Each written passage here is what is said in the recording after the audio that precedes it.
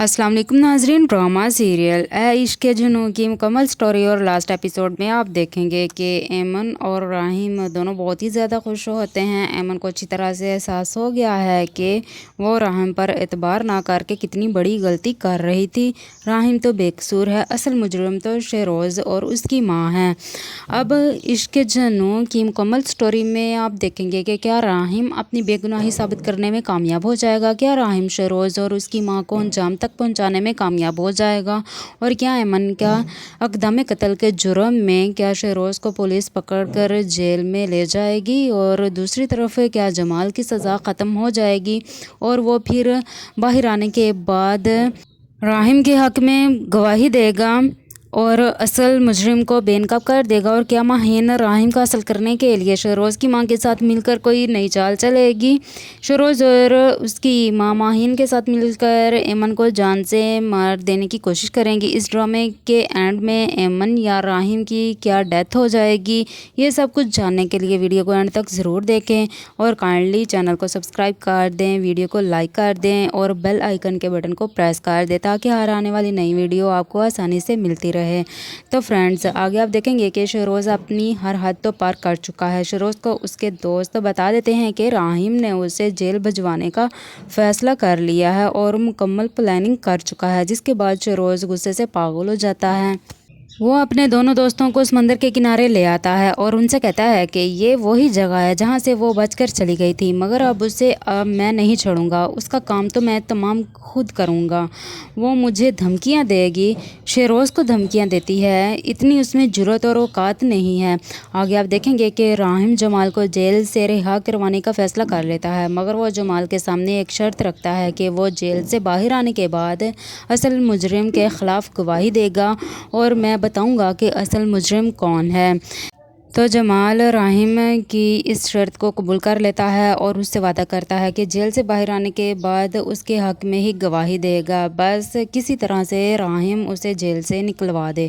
जमाल राहिम की इस शर्त को मान लेता है। आगे आप देखेंगे कि शेरोज़ अपने दोस्तों को समंदर के किनारे उसका इंतज़ार करने का कहता है कि मैं अभी वापस आता हूँ, आज मैं अपनी जीत को सेलिब्रेट करूँगा। ये कहकर शेरोज़ अपनी गाड़ी में बैठकर फ़ौरन घर पहुँच जाता है। शेरोज़ नशे की हालत में होता है, वो पागलों की तरह ऐमन को ढूंढ रहा होता है, तो उसके सामने आफिया बेगम आ जाती है और उसे कहती है कि तुम ऐसा कुछ भी नहीं करोगे, अब तुम मज़ीद कोई गलती नहीं कर सकते, तुम इस मामले से दूर ही रहो, मैं नहीं चाहती कि तुम्हें कोई किसी तरह का भी नुकसान पहुंच सके। शेरोज़ अपनी माँ से कहता है कि मैं अब उसे अच्छी तरह से सबक सिखाऊंगा, वो मुझे किस तरह से ब्लैकमेल कर सकती है, वो शेरोज़ को धमकियाँ दे रही है। अब मैं देखता हूँ कि राहिम उसे मुझसे किस तरह बचाता है और मुझे कैसे रोक सकता है। आफिया बेगम शेरोज़ को रोकती है। शेरोज़ ये कहकर गुस्से से वहाँ से ऐमन के कमरे में चला जाता है। ऐमन उसे अपने कमरे में देखकर कहती है कि अभी ये तुम मेरे कमरे में क्या कर रहे हो, दफ़ा हो जाओ यहाँ से। लेकिन शेरोज़ उसके साथ ज़बरदस्ती करने की कोशिश करता है। अब ऐमन खुद को बचाने की कोशिश करती है, शेरोज़ उसे नहीं छोड़ता। उसी वक्त कमरे में राहिम भी आ जाता है। वो शेरोज़ को देखकर गुस्से से उसे आवाज़ देता है। अब राहिम ऐमन के पास आकर उससे सवाल करता है कि मेरी गैर मौजूदगी में ये शख्स मेरे कमरे में क्या कर रहा है। अब लगता है कि आफिया बेगम ने कॉल करके राहिम को घर बुलाया होगा और राहिम के दिलो दिमाग में ऐमन के ख़िलाफ़ शक पैदा किया होगा कि ऐमन तुम्हें धोखा दे रही है, वो तुम दोनों भाइयों को इस्तेमाल कर रही है, तुम्हारे निकाह में होते हुए भी वो तुम्हें चीट कर रही है, वो शेरोज़ के साथ पहले भी ताल्लुकात रखती थी। अगर तुम्हें मेरी बात का यकीन नहीं आता है तो खुद आकर देख लो। राहिम इस बात पर इतबार नहीं करता। राहिम कहता है कि आप अपने बेटे को बचाने के लिए ऐमन पर इल्ज़ाम लगा रही हैं, वो ऐसा नहीं कर सकती। तो आफिया बेगम कहती है कि अगर ऐमन ऐसा नहीं कर सकती है तो फिर इस वक्त वो अपने कमरे में शेरोज़ के साथ क्या कर रही है। ये सुनते ही राहिम को बहुत ज़्यादा गुस्सा आता है, वो गुस्से से आग बबूला हो जाता है। राहिम फ़ौरन घर आता है।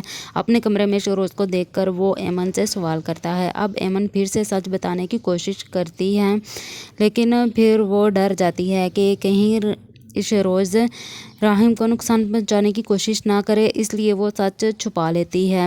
ایمن سچ نہیں بتاتی ہے تو راہم غصے سے اس پر ہاتھ اٹھانے لگتا ہے۔ ایمن اسے سچ کیوں نہیں بتا رہی ہے؟ پھر راہم شہروز کو پکڑ لیتا ہے، اس پر اپنی گن تان لیتا ہے۔ اب راہم غصے سے جس طرح آگ بگولا ہوا تھا وہ یقیناً شہروز پر گولی چلا دے گا، مگر ایمن یا پھر علی نواز فوراً آ کر شہروز کو بچا لیں گے، یا پھر ایمن یا علی نواز میں سے کسی ایک کو شہروز کو بچاتے ہوئے گولی لگ جائے گی، پھر راہم تڑپ کر رہ جائے گا، یا پھر یہ ہو سکتا ہے کہ گولی کسی کو بھی نہ لگے۔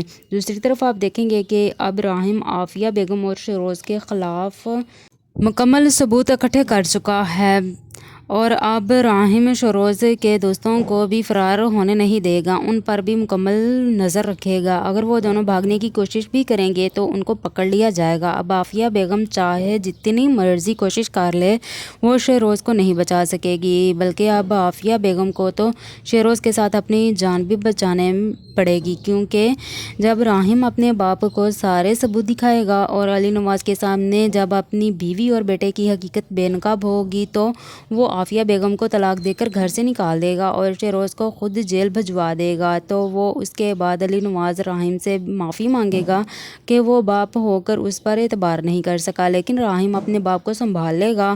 راہم ایمن اور اپنے باپ کے ساتھ خوشگوار زندگی گزارے گا۔ دوسری طرف ماہینہ امریکہ اپنی ماں کے پاس چلی جائے گی اور ایمن اور راہم اپنے بچے کے ساتھ خوشیوں بھری زندگی گزاریں گے۔